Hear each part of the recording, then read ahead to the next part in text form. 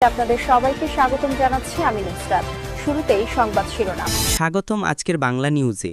শুরুতে দেখবেন ATM news present সংবাদ শিরোনাম। শুরুতে থাকছে, ভারতের প্রধানমন্ত্রী নরেন্দ্র মোদী দিল্লিতে সাংবাদিকদের প্রশ্নের জবাবে বলেছেন, শেখ হাসিনা আমাদের কাছে আরও সেফ থাকবে। বাংলাদেশ পরিস্থিতি স্থিতিশীল না হওয়া পর্যন্ত আমরা তাকে বাংলাদেশে ফেরত দিচ্ছি না। সংবাদ সম্মেলনের ভেতরে থাকা আমাদের বিশেষ রাজনীতিক প্রতিবেদক জানাচ্ছেন, মির্জা ফখরুল আজকের বক্তব্যে প্রথম থেকেই বিএনপির ভোট প্রতীক ধানের শীষ এবং এনসিপির আবেদন করা শাপলা মার্কা প্রসঙ্গটি সামনে আনেন। তিনি বলেন, নাহিদ ইসলামরা মানে ওই এনসিপির নেতারা যে শাপলা মার্কার জন্য এমন ব্যাকুল হয়ে রাস্তায় রাস্তায় নাচছে, সেই মার্কা তো তারা পায়নি। তাহলে এই অতি উত্তেজনা কেন? ঢাকার এক সমাবেশে বীর মুক্তিযোদ্ধা ও কৃষক শ্রমিক জনতা লীগের সভাপতি কাদের সিদ্দিকী তীব্র প্রতিক্রিয়া জানিয়ে বলেন যে সংখ্যাগরিষ্ঠ দল আওয়ামী লীগই বাংলাদেশকে স্বাধীন করেছে এবং তাদের বাদ দিয়ে নির্বাচন হওয়া কোনোভাবেই সম্ভব নয়। তিনি স্পষ্ট করে বলেন, আওয়ামী লীগকে নিষিদ্ধ করে বেশি দিন রাখা যাবে না, কারণ এই দল শুধু একটি রাজনৈতিক শক্তি নয়, এটি দেশের স্বাধীনতার ইতিহাসের মূল ভিত্তি। এতক্ষণ শুনলেন সংবাদ শিরোনাম, এবার বিস্তারিত। বাংলাদেশের রাজনীতিতে আবারও তৈরি হয়েছে তুমুল আলোড়ন। আজকের প্রধান শিরোনাম, শেখ হাসিনার বিরুদ্ধে মৃত্যুদণ্ডের দাবির গুঞ্জন, কিন্তু তার আগেই ড ইউনূসকে ঘিরে তৈরি হয়েছে নতুন বিতর্কের ঝড়। ঢাকা থেকে আমাদের বিশেষ প্রতিনিধি জানাচ্ছেন, দেশব্যাপী যখন আওয়ামী লীগ এখনও নিষিদ্ধ দল হিসেবে তালিকাভুক্ত, তখনও দলটির একজন প্রভাবশালী নেতা মোদি প্রকাশ্যে ঘোষণা দিয়েছেন, আমি এই নিষিদ্ধ সিদ্ধান্ত মানি না, আওয়ামী লীগ কখনও নিষিদ্ধ হতে পারে না। তার এই বক্তব্য ঘিরে নতুন করে নিরাপত্তা জোরদার করা হয়েছে রাজধানীর বিভিন্ন স্থানে, বিশেষ করে সচিবালয়, গণভবন এবং উচ্চ আদালতের চারপাশে মোতায়েন করা হয়েছে অতিরিক্ত পুলিশ ও র্যাব সদস্য। এদিকে আন্তর্জাতিক অঙ্গনেও এই ঘটনাকে ঘিরে আলোচনার ঝড়। ভারতের প্রধানমন্ত্রী নরেন্দ্র মোদী দিল্লিতে সাংবাদিকদের প্রশ্নের জবাবে বলেছেন, শেখ হাসিনা আমাদের কাছে আরও সেফ থাকবে। বাংলাদেশ পরিস্থিতি স্থিতিশীল না হওয়া পর্যন্ত আমরা তাকে বাংলাদেশে ফেরত দিচ্ছি না।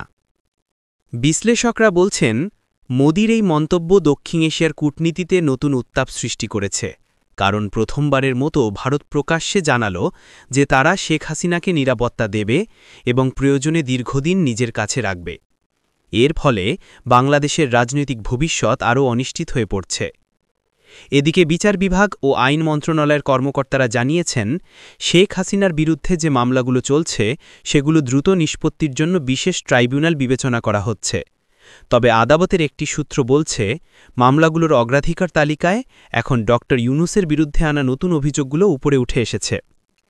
প্রধান উপদেষ্টা দপ্তরের ঘনিষ্ঠ একটি সূত্র জানিয়েছে, যদি আটক আদেশ কার্যকর হয় তবে ড ইউনূসকে প্রথমে জিজ্ঞাসাবাদ করা হবে, তারপরই রাজনৈতিক মামলাগুলোতে পরবর্তী সিদ্ধান্ত নেওয়া হবে। রাজনৈতিক বিশ্লেষকরা মনে করছেন, দেশের অভ্যন্তরীণ অস্থিরতা এবং আন্তর্জাতিক চাপ মিলিয়ে রাজনৈতিক পরিস্থিতি এখন ক্রান্তিলগ্নে দাঁড়িয়ে আছে। সাধারণ মানুষের ভেতরও চলছে নানা আলোচনা। শেখ হাসিনাকে কি সত্যি দেশে ফিরিয়ে এনে বিচার করা হবে, নাকি আন্তর্জাতিক চাপে পুরো প্রক্রিয়ায় দীর্ঘায়িত হবে? একই সময় বিভিন্ন জেলায় আওয়ামী লীগপন্থী ও বিরোধী দলগুলোর মধ্যে উত্তেজনা বৃদ্ধি পাওয়ায় আইন শৃঙ্খলা বাহিনী সতর্ক অবস্থায় রয়েছে। বেশ কয়েকটি জনসমাবেশে সংঘর্ষের আশঙ্কা থাকায় স্থানীয় প্রশাসন কঠোর অবস্থানে গেছে। সব মিলিয়ে আজকের টপ হেডলাইন স্পষ্ট, ড ইউনূস থেকে শুরু করে শেখ হাসিনা পর্যন্ত বাংলাদেশের রাজনীতিতে বড় ঝড়ের আগমনী বার্তা। এদিকে আন্তর্জাতিক মহল, বিশেষ করে ভারত সরাসরি জড়িয়ে পড়ায় পরিস্থিতি আরও জটিল হয়ে উঠছে। ঢাকা, দিল্লি, চট্টগ্রাম সব জায়গায় এখন একই প্রশ্ন ঘুরে বেড়াচ্ছে, বাংলাদেশের রাজনীতির পরবর্তী অধ্যায় কি হতে যাচ্ছে? বাংলাদেশের রাজনীতিক অঙ্গনে আবারও তৈরি হয়েছে নতুন উত্তপ্ত পরিস্থিতি। আজকে বিকেলে বিএনপি কার্যালয়ে এক জরুরি সংবাদ সম্মেলনে দলের মহাসচিব মির্জা ফখরুল আলমগীর অত্যন্ত ক্ষুব্ধ কণ্ঠে এনসিপিকে উদ্দেশ্য করে বলেন, এনসিপিকে তো শাপলা মার্কা দেয়নি, তাই যদি না পায় তারা এত লাফাচ্ছে কেন? সংবাদ সম্মেলনের ভেতরে থাকা আমাদের বিশেষ রাজনীতিক প্রতিবেদক জানাচ্ছেন, মির্জা ফখরুল আজকের বক্তব্যে প্রথম থেকেই বিএনপির ভোট প্রতীক ধানের শীষ এবং এনসিপির আবেদন করা শাপলা মার্কা প্রসঙ্গটি সামনে আনেন। তিনি বলেন, নাহিদ ইসলামরা মানে ওই এনসিপির নেতারা যে শাপলা মার্কার জন্য এমন ব্যাকুল হয়ে রাস্তায় রাস্তায় নাচছে, সেই মার্কা তো তারা পায়নি। তাহলে এই অতি উত্তেজনা কেন? জনগণও বুঝতে পারছে না তারা আসলে কিসের আনন্দে লাফাচ্ছে। তার এই বক্তব্যকে সাথে সাথেই সাংবাদিকদের মধ্যে প্রথমেই ফিসফাস শুরু হয়। এনসিপি কি সত্যি প্রতীক না পেয়েও নির্বাচন প্রস্তুতি নিয়ে অতিরিক্ত প্রকাশ্য উচ্ছ্বাস দেখাচ্ছে? এদিকে নির্বাচন কমিশন সূত্রে জানা গেছে, এনসিপির শাপলা মার্কার আবেদন আনুষ্ঠানিকভাবে বাতিল করা হয়েছে এবং দলটিকে বিকল্প প্রতীক চাইলে পুনরায় আবেদন করতে হবে। কিন্তু দলটির কয়েকজন নেতা গত কদিন ধরে বিভিন্ন সমাবেশে শাপলা মার্কা পাওয়ার দাবি করে আসছেন। এতেই বিস্ফোরিত হন মির্জা ফখরুল।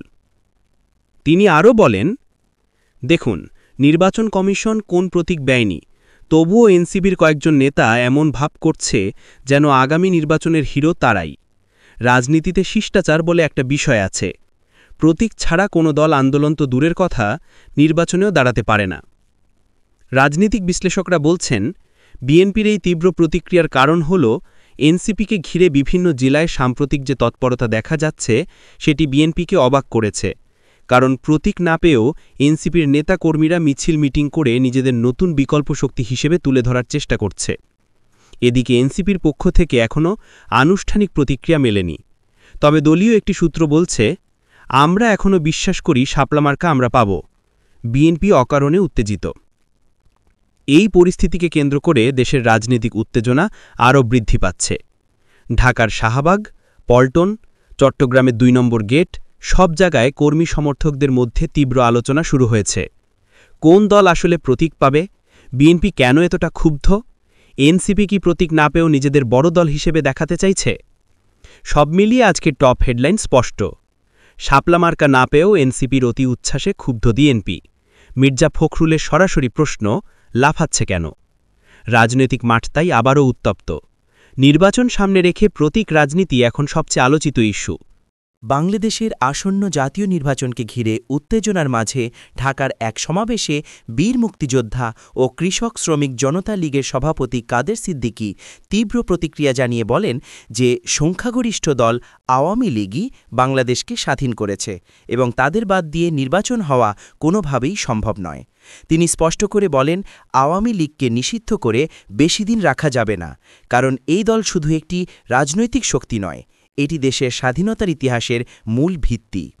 তিনি অভিযোগ করেন, রাজনৈতিক অস্থিরতার মধ্যেই আওয়ামী লীগকে নিষিদ্ধ ঘোষণা করে দেশের অর্ধেক মানুষকে রাজনীতির বাইরে রেখে দেওয়ার চেষ্টা চলছে, যা গণতন্ত্রের পরিপন্থী এবং বাস্তবিকভাবেই অসম্ভব। সমাবেশে উপস্থিত মানুষ তার বক্তব্যে তীব্র সাড়া দেয় এবং সামাজিক যোগাযোগ মাধ্যমে মুহূর্তেই ছড়িয়ে পড়ে আলোচনার ঝড়, যেখানে রাজনৈতিক বিশ্লেষকেরা বলছেন, কাদের সিদ্দিকীর এই বক্তব্য অন্তর্বর্তী সরকার ও নির্বাচন কমিশনের উপর নতুন করে চাপ সৃষ্টি করেছে। কারণ দেশের সবচেয়ে বড় দলকে বাদ দিয়ে নির্বাচন করা বাস্তবিক ঝুঁকিপূর্ণ এবং আন্তর্জাতিক মহলও তা মেনে নেবে না। তিনি আরও বলেন, যারা ভাবছেন আওয়ামী লীগ ছাড়া নির্বাচন হবে তারা ইতিহাস জানেন না এবং বাস্তবতা হল বাংলাদেশের স্বাধীনতার নেতৃত্বদানকারী দলকে দীর্ঘদিন নিষিদ্ধ রাখা সম্ভব নয়। তার এই বক্তব্যের পর নির্বাচন কমিশনের ভেতরেও আলোচনার হাওয়া লেগেছে যে নিষেধাজ্ঞা কি শিথিল করা হবে নাকি আওয়ামী লীগকে আনুষ্ঠানিকভাবে নির্বাচনে ফিরতে দেওয়া হবে। সব মিলিয়ে কাদের সিদ্দিকীর এই মন্তব্য রাজনৈতিক মাঠকে আরও এক ধাপ উত্তপ্ত করে তুলেছে এবং এখন সবার প্রশ্ন, আওয়ামী লীগ ফিরবে নাকি নির্বাচন সামনে আরও বড় সংকটে পড়বে।